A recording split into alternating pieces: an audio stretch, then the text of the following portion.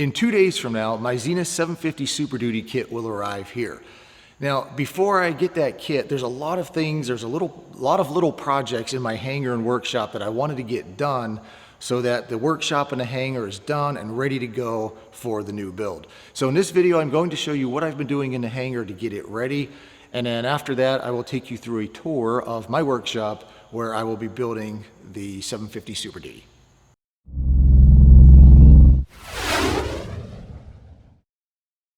The first order of business in getting my workshop and hangar ready is to clean it.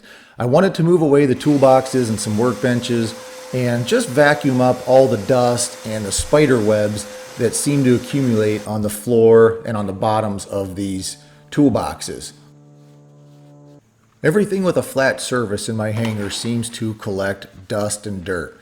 I don't know why it gets so dusty and dirty in my hangar, but even the airplane, if I leave it sit for a day, it will be full of dust. So I wanted to clean off the top of all these containers so just they're nice and new and clean. When that was done, I put everything back in its proper place, and then it was time to clean off all the junk and debris on the workbenches. And that was really just a quick matter of putting things away.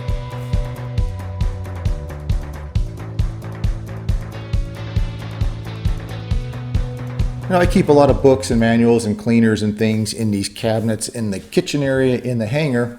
This is the kitchen area, which you can see has been left unfinished for about 3 years now. I've actually had all the tile and everything I need to do to finish this up, but I just have been putting it off. So that was one of the projects I wanted to get done. It only took about a day to put up the tile backsplash. And as you can see, it's done, ready to go, and looks really, really nice. After that was done, it was time to just give everything a good cleaning, like the top of this workbench. Next is this other messy workbench that needs cleaned and organized. One of the biggest projects I needed to get done was the new interior I bought about a year ago for the Mooney. These are the original seat pans here that I took out and stripped down, and then I hung them in my garage and I repainted them gray. The original color you'll see here in just a minute was brown, but the brown paint didn't match, plus it was really old and chipped up. You can see the difference here between the new seat and the old seat.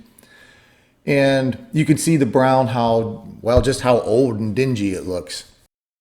The paint on the front of this hand bar is all chipped up. Here it is, nicely painted gray. This is the rear seat installed in the airplane, the pilot seat. And there was just that one seat left to do. The next step is to get the annual done on the Mooney and get this buttoned up and get this airplane back in the air. The other thing I needed to do was build another workbench to have a good place to build the wings and the fuselage for the Super Duty. So I used some old wood that I already had in my garage. I built a frame, painted it blue to match the other workbench, and bought a new piece of wood for the top. Now I thought what I'd do next is just take you through a tour of my hangar / workshop. Now you'll see that I'm kind of fortunate that I have a lot of space and a lot of room to spread out and work. But you don't need to have this much room. In fact, look at this picture here. This is my Rans S10 that I built. This is my first airplane that I built, and this is the garage that I built it in. So any space you have is doable. But I thought I'd just give you a tour of my current hangar, and this is where I will be building my 750 Super Duty. Well, the first thing I have over here is some gym equipment because Governor Hitler in Michigan has closed the gyms down, and I would like to continue exercising. So I have started buying a little bit of workout equipment.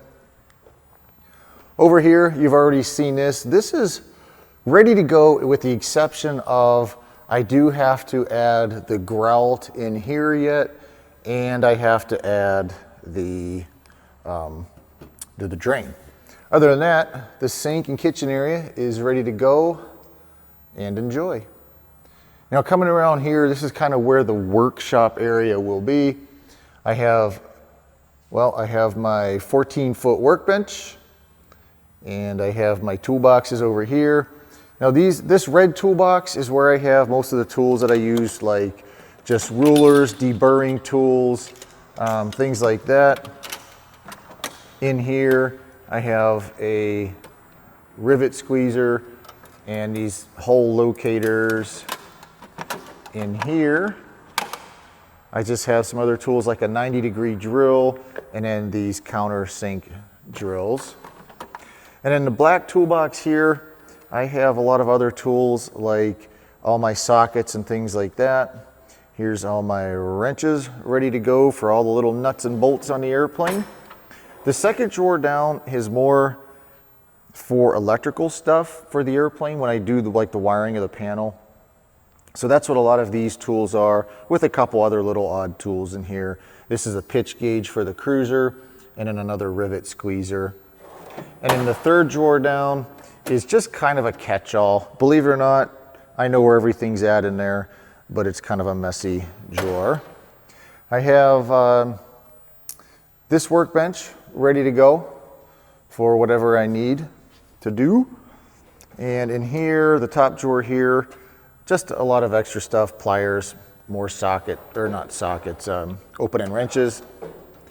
Second drawer down is just things like scissors and hammers and 90-degree things, measuring tools. In this drawer here, I have all the pneumatic tools. I have different air drills, a rivet gun, and safety wire, some other stuff. Then in here, this is again just a whole bunch of other random tools that I rarely use. And in the bottom is more just stuff that I hardly ever use, a heat gun, torque wrenches, tap and die set, just things like that. In this cabinet here, this is just like a cabinet you would have in your workshop or your garage.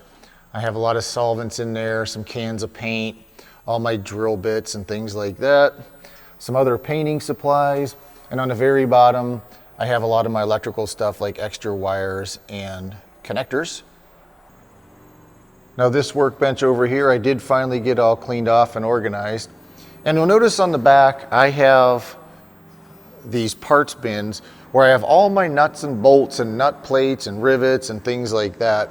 To me, that's a nice, easy way to have them organized. On the wall above that, I've added some decor. These die-cast cars I've had sitting in a box for years, so I've just decided to put a shelf up and put them on there just to make them look cool.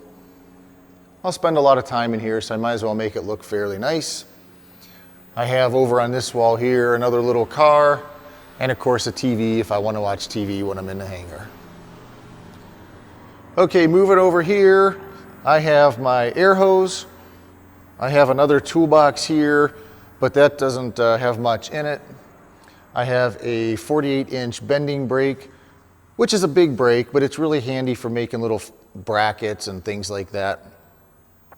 I had this shelving unit in my garage, but I moved it into the hangar because on each of these shelves, I will store all the parts for the Super Duty. There's some airplane parts in those boxes, that's why they're still on there. And then also on this big workbench here, the 8-foot long one, I've added a shelf on the bottom so that any extra parts I can store on the bottom shelf. On this workbench, you'll notice there's no shelf on the bottom, but that's a handy place to put the shop vac and things like that that I can just store under there.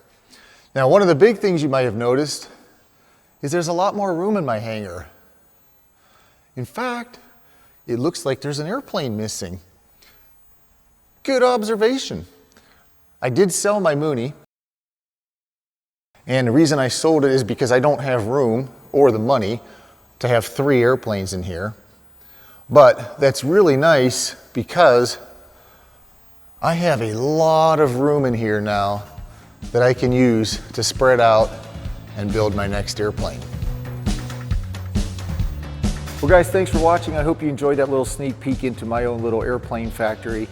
In an upcoming video, I'm going to talk about and show you what I think are the bare minimum tools that you're going to need to build an airplane like the Super Duty or one of the other Zenith airplanes, or maybe like a RANS or an RV-12 or something like that. So if you want to see that, please subscribe to the channel, and I've got a ton more videos coming up for you. The Super Duty build starts in 2 days.